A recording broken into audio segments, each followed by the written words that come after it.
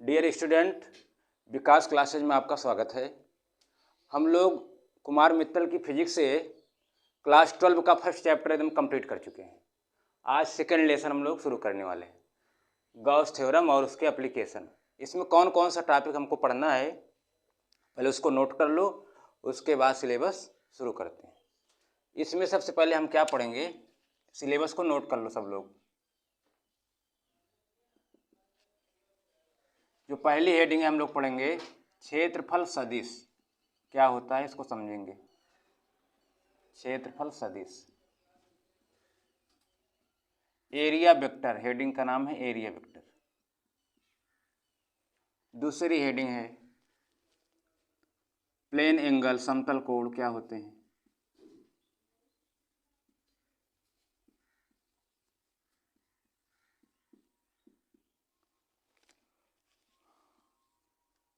घन कोण,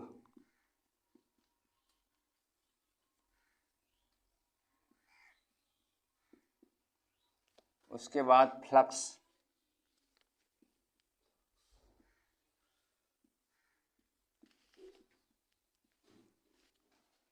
वैद्युत फ्लक्स,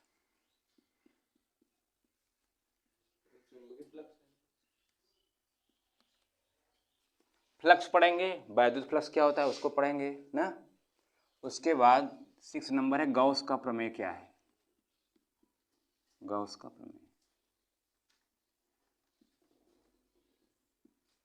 उसके बाद गॉस प्रमेय के कौन कौन फार्मूला हम लोग इसकी सहायता से कौन कौन फार्मूला को डिराइव करने वाले हैं।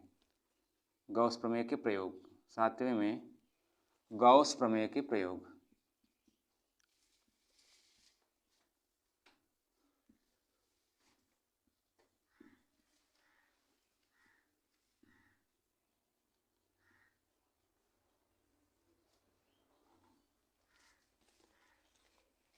यहां से देखते हैं।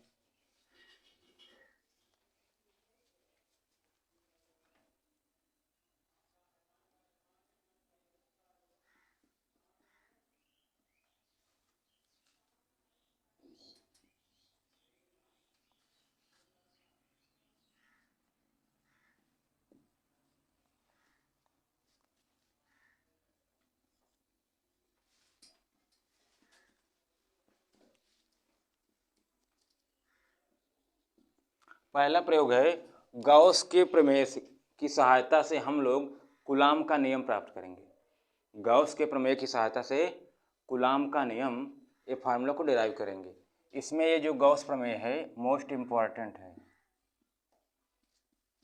और ये क्या है मोस्ट इम्पॉर्टेंट। ये दोनों मोस्ट इम्पॉर्टेंट। गॉस प्रमेय के पहला प्रयोग क्या है, कूलाम का नियम प्राप्त करेंगे गॉस प्रमेय की सहायता से। अब दूसरा, इसी में दूसरा एप्लीकेशन,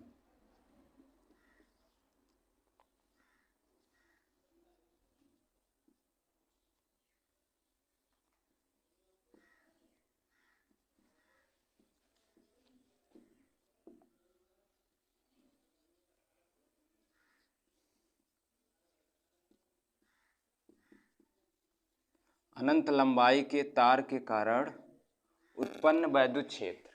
ये भी गॉस प्रमेय की सहायता से पढ़ेंगे। पहला एप्लीकेशन, दूसरा एप्लीकेशन। अब तीसरा एप्लीकेशन,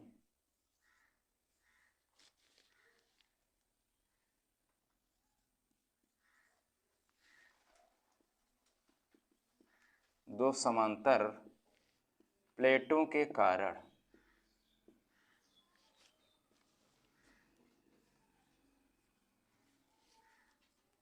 उत्पन्न विद्युत क्षेत्र।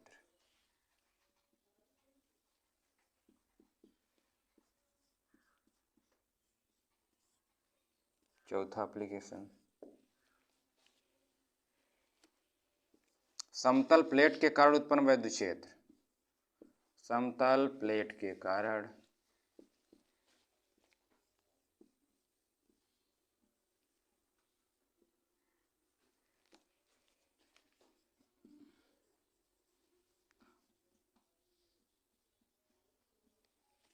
चार एप्लीकेशन हो गए।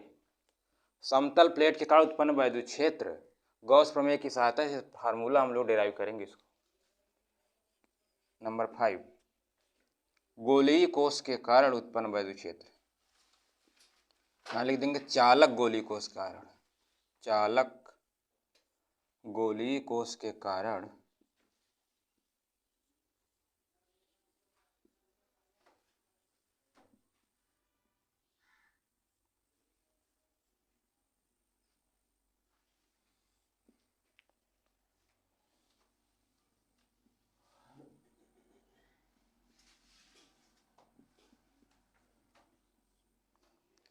लास्ट नंबर 6, अचालक गोलीय कोष के कारण उत्पन्न वैद्युत क्षेत्र।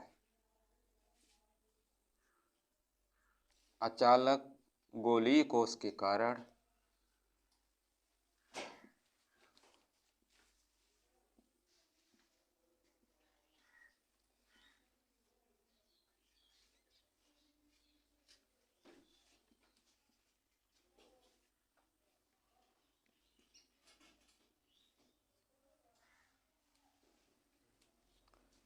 इतनी हेडिंग इस चैप्टर में मिलने वाली है। सबसे पहली हेडिंग क्षेत्रफल सदिश, प्लेन एंगल, समतल कोण क्या होता है, कोण कब बनते हैं, जब दो लाइन एक दूसरे से मिलती हैं तो कोण बनता है। घन कोण क्या होता है, ये जो समतल कोण है किसी वृत्त के अंदर कोण बनता है, उसके चाप के द्वारा कोण बनता है, उसको आप कहेंगे समतल कोण। किसी गोले के कारण, गोले पे जो चाप है, आर्क है, उसके द्वारा उसके केंद्र पे बना कोण घन कोण कहलाता है।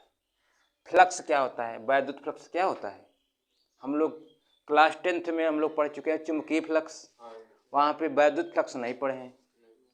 क्लास 12 में हम लोग पढ़ेंगे वैद्युत फ्लक्स क्या होता है। ठीक, वैद्युत क्षेत्र की तीव्रता जानते हैं सब लोग, तो फ्लक्स की परिभाषा आसानी से समझ में आ जाएगी। गॉस का प्रमेय क्या है, इसी फ्लक्स से रिलेटेड गॉस ने प्रमेय दिया, सिद्धांत दिया, जिसे गॉस का प्रमेय कहते हैं। गॉस के प्रमेय के कई एप्लीकेशन है हमारे इलेक्ट्रिक फील्ड में। क्या है, गॉस के प्रमेय की सहायता से कूलाम का नियम, कूलाम का नियम क्या है, कूलाम का नियम पता है किसी को, 1/4πε0 Q1 Q2/R स्क्वायर, ये क्या है, कूलाम का नियम है। गॉस के प्रमेय की सहायता से कूलाम का नियम सिद्ध करेंगे। अनंत लंबाई के तार के कारण वैद्युत क्षेत्र कितना होता है उसको भी सिद्ध करेंगे। दो समांतर प्लेटें हैं भाई, एक प्लेट पे धनात्मक आवेश है, दूसरे पे ऋणात्मक है, दोनों के कारण वैद्युत क्षेत्र कितना होगा उसको भी सिद्ध करेंगे। समतल प्लेट के कारण वैद्युत क्षेत्र कितना बन रहा है उसको भी सिद्ध करेंगे। अचालक गोलीय कोष के कारण, गोलीय कोष क्या है, अचालक है। गोलीय कोष क्या होता है, गोलीय कोष चालक भी हो सकता है, गोलीय कोष अचालक भी हो सकता है। दोनों कारण कितना वैद्युत क्षेत्र होता है हम लोग गॉस प्रमेय की सहायता से डिराइव करेंगे, नोट कर लो।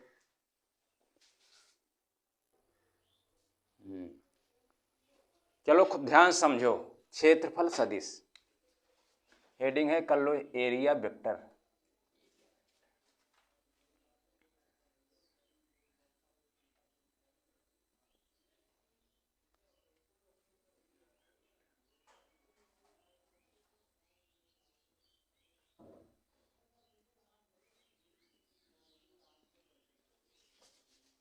चलो समझो क्षेत्रफल क्या होता है।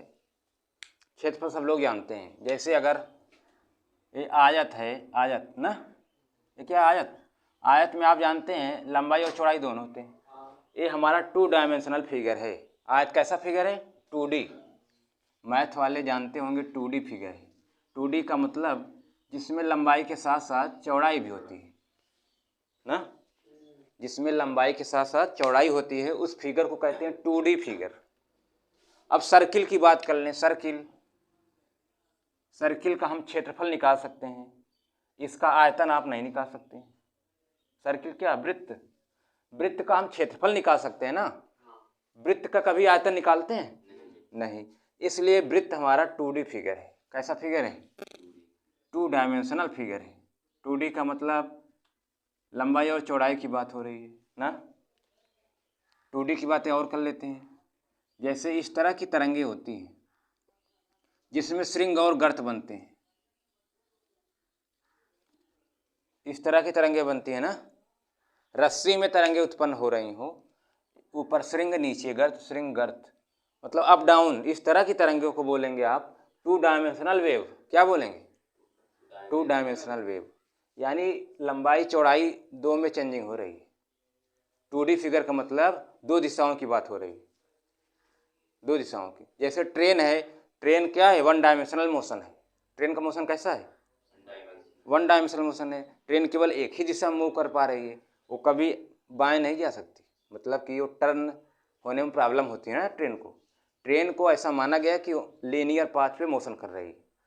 इस तरह के मोशन टू डायमेंशनल मोशन, जैसे पृथ्वी है, पृथ्वी की गति कैसी है? इस तरह की गति है पृथ्वी की गति। पृथ्वी की गति व्यक्ति गति है, वो टू डायमेंशनल पाथ पे मूव कर रही है, जिसमें लंबाई के साथ साथ चौड़ाई भी है। तो ये आप जानते हैं इसका एरिया क्या होगा? आयत का क्षेत्रफल क्या होगा? L इंटू बी, इसकी लंबाई और चौड़ाई।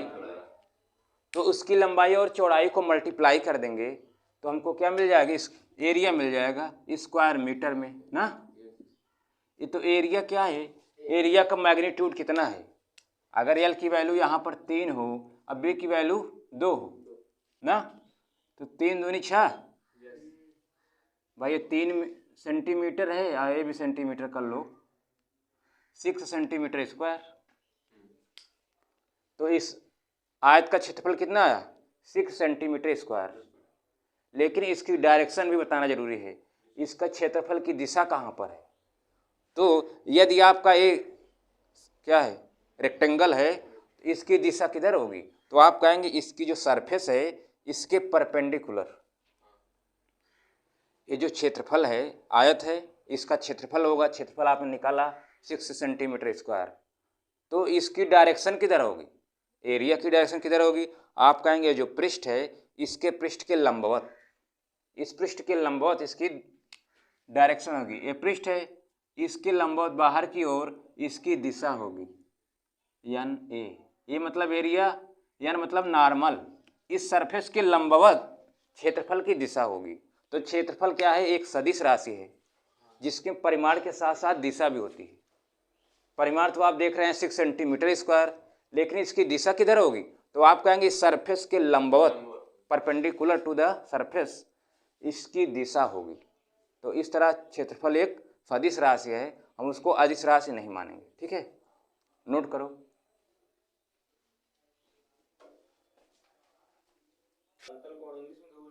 Plane angle,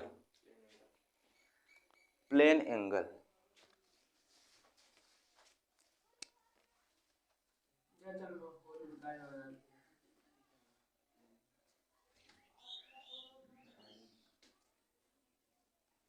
plane angle.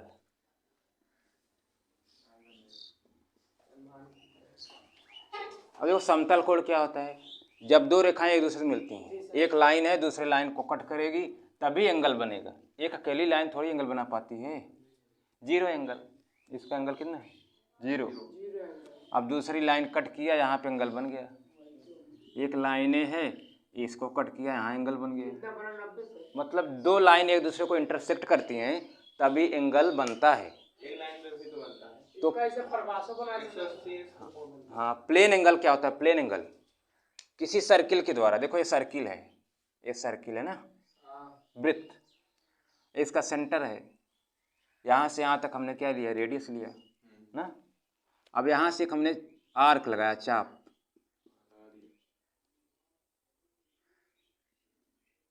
तो यहाँ पे एक एंगल बन रहा है, एंगल ना।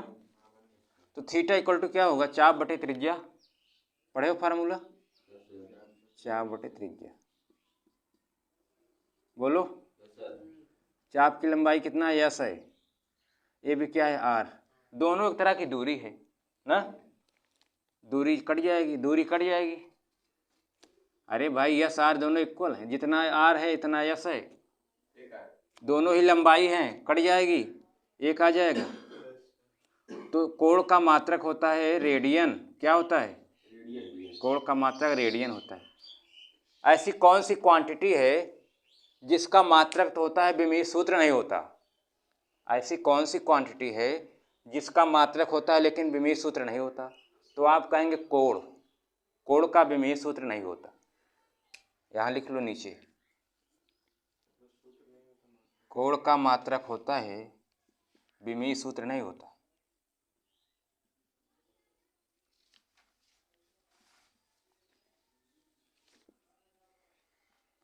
ऐसी कौन सी क्वांटिटी है जिसका मात्रक तो होता है किंतु विमीय सूत्र नहीं होता? तो आप कहेंगे कोण का मात्रक होता है रेडियन, लेकिन इसका विमीय सूत्र नहीं होता है।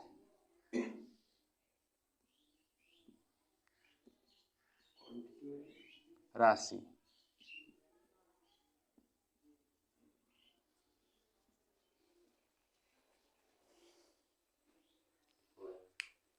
इसको बनाए, ये सब लिख लिए, नीचे परिभाषा लिखो, नीचे नोट करो।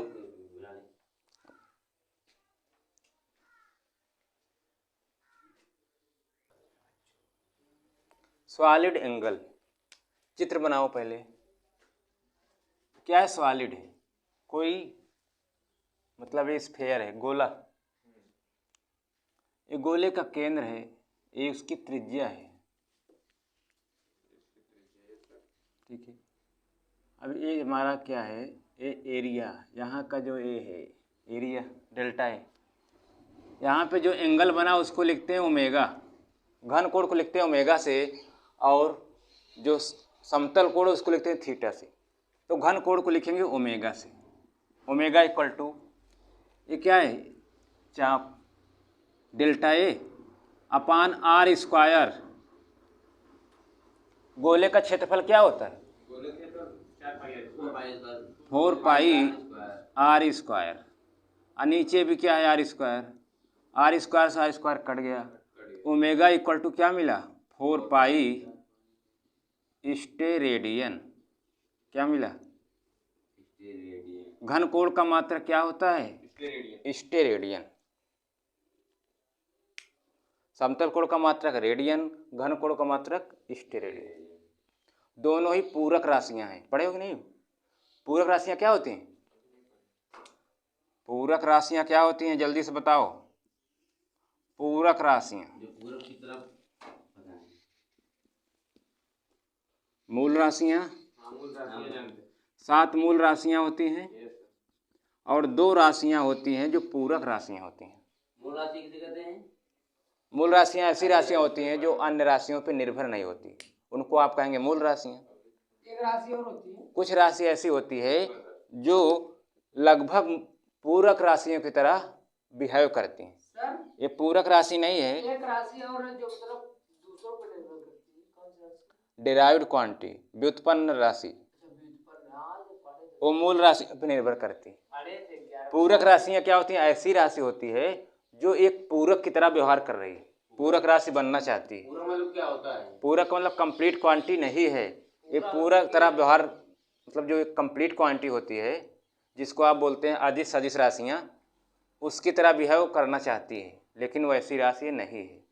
ये पूरक राशि है, पूरक होना चाहती है, पूरक राशि नहीं है। मतलब ऐसी राशि है जो पूरक राशि की तरह व्यवहार कर रही है, कंप्लीट क्वांटिटी होना चाहती है। उसके एग्जाम्पल हैं कौन कौन? प्लेन एंगल और सॉलिड एंगल, इसको बोलते हैं पूरक राशियां। और इसके मात्रक को बोलेंगे पूरक मात्रक। इसके मात्रक हो गए रेडियन, इसके स्टेरेडियन, नोट कर लो। इसको बोलते हैं पूरक राशियां।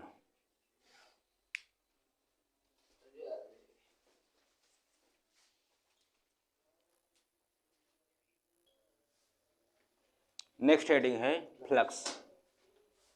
फ्लक्स क्या है अच्छे से समझेंगे। फ्लक्स को जानने के लिए हमको वैद्युत क्षेत्र पढ़ना जरूरी है। वैद्युत क्षेत्र क्या होता है? पिछले चैप्टर में सब बता चुके हैं कि वैद्युत क्षेत्र क्या होते हैं और वैद्युत क्षेत्र की तीव्रता क्या होती है। वैद्युत फ्लक्स को समझने के लिए जरूरी है, वैद्युत फ्लक्स पढ़ने के लिए वैद्युत क्षेत्र आना जरूरी है। और जिसको वैद्युत क्षेत्र नहीं पता ये समझ में नहीं आएगा। वैद्युत क्षेत्र क्या होता है समझो। इलेक्ट्रिक फील्ड,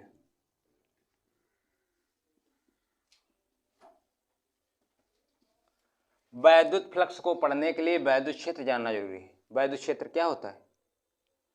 वैद्युत क्षेत्र उत्पन्न करने के लिए 2 आवेश का होना जरूरी है।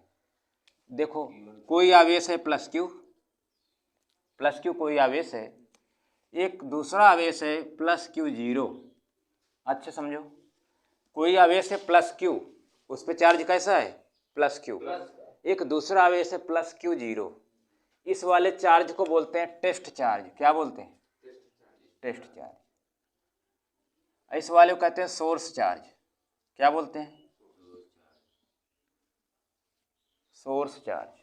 सोर्स का मतलब स्रोत, जो विद्युत क्षेत्र को उत्पन्न करने का स्रोत है। प्लस क्यू कोई आवेश है जो वैद्युत क्षेत्र को उत्पन्न कर रहा है। प्लस क्यू कोई आवेश है जो अपने चारों ओर इलेक्ट्रिक फील्ड को जनरेट कर रहा है। एक क्यू है अपने चारों तरफ क्या बना रहा है? वैद्युत क्षेत्र। अब इस क्यू के चारों तरफ एक क्षेत्र उत्पन्न हो गया जिसको आप क्या कहेंगे? वैद्युत क्षेत्र। जैसे मैग्नेट है, यहाँ देखो चुंबक रखा है, अब चुंबक के चारों तरफ पड़े हो चुंबकीय क्षेत्र बन रहा है ना। जैसे लोहा है, लोहा को यहाँ से लाओ इसके पास, यहाँ लाओ, अभी ये अट्रैक्ट नहीं कर रहा है, लेकिन लोहा को जैसे ही इसके अंदर लाए लोहा को अट्रैक्ट करने लगा। तो चुंबकीय क्षेत्र के भीतर आ गए तो क्या हुआ? अट्रैक्शन होने लगा। वैसे ही आ जाओ, यहाँ पे कोई आवेश रखा है, इस आवेश को हम इसके पास ला रहे हैं, इसके पास लाए, अभी कोई अट्रैक्शन या रिपल्सन नहीं हुआ। जैसे ही हम इसके अंदर लाए, इस चार्ज को बाहर की ओर धकेलेगा, ये वाला चार्ज इसको पुश करेगा बाहर की ओर। कूलाम ने क्या बताया? यदि दो समान प्रकार के आवेश हैं तो एक दूसरे को प्रतिकर्षित करते हैं। ये प्लस क्यू है, ये बाहर की तरफ पुश करेगा। समझ में आए सब चीज? तो वैद्युत क्षेत्र क्या होता है? किसी आवेश के चारों तरफ का वह क्षेत्र जो जिसके कारण एक दूसरा आवेश आकर्षण अथवा प्रतिकर्षण बल का अनुभव करे, उसको क्या बोलते हैं? वैद्युत क्षेत्र। वैद्युत क्षेत्र के कारण ही ये क्या हुआ? प्रतिकर्षित हो रहा है। समझ में आया? वैद्युत क्षेत्र क्या होता है? ये वैद्युत की दिशा को प्रदर्शित करता है। वैद्युत क्षेत्र रेखाएं क्या होती हैं? वैद्युत क्षेत्र रेखाएं वैद्युत क्षेत्र की दिशा को प्रदर्शित करती हैं। जैसे प्लस हो गया, प्लस के कारण वैद्युत क्षेत्र रेखाएं बाहर की ओर निकलती हैं, बाहर की ओर। वैद्युत क्षेत्र रेखाएं किधर निकलेगी?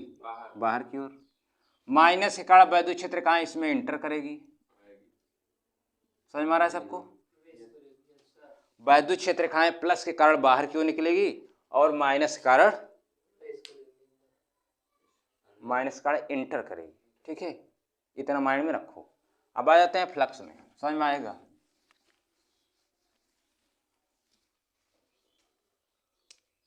फ्लक्स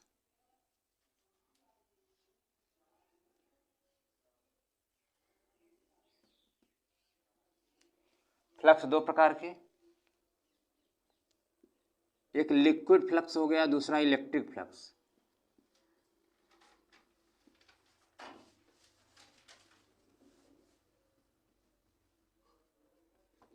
लिक्विड फ्लक्स, फ्लक्स का मतलब होता है प्रवाह। प्रवाह का मतलब बह जाना। जैसे पानी की बूंदें अगर यहाँ पे गिराएंगे तो उसमें क्या है? प्रवाह है, फ्लूइडिटी है। जल में प्रवाह होता है, इस मार्कर में प्रवाह नहीं होगा। ठोस जो है बहती नहीं है, ठोस में कोई भी फ्लूइडिटी नहीं है। लेकिन लिक्विड क्या है? एक जगह से दूसरी जगह बहकर उसमें प्रवाहित होने का गुण है, फ्लूइडिटी है। लेकिन सॉलिड में फ्लूइडिटी नहीं है, वो प्रवाहित नहीं हो सकता। तो लिक्विड एक जगह से दूसरी जगह फ्लो होता है ना। चलो समझो, एक एग्जाम्पल के द्वारा हम लोग समझते हैं।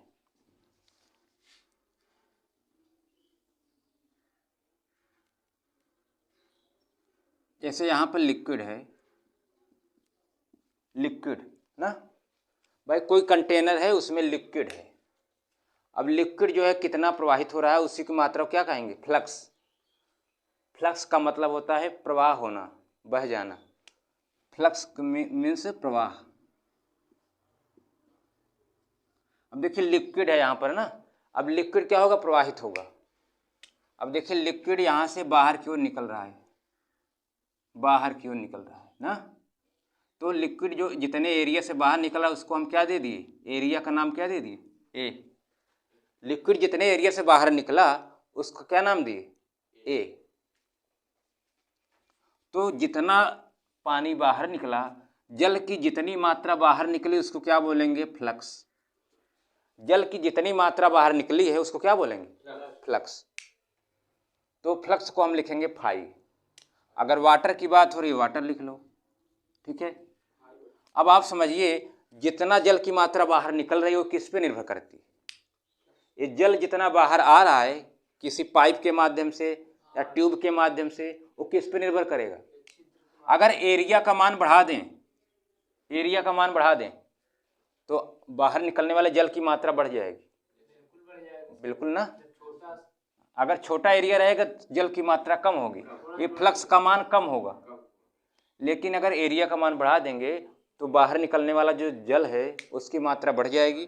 तो आप कहेंगे लिक्विड फ्लक्स का मान बढ़ गया। जो फ्लक्स है उस पर किस पे निर्भर है? तो आप कहेंगे एरिया पर निर्भर है।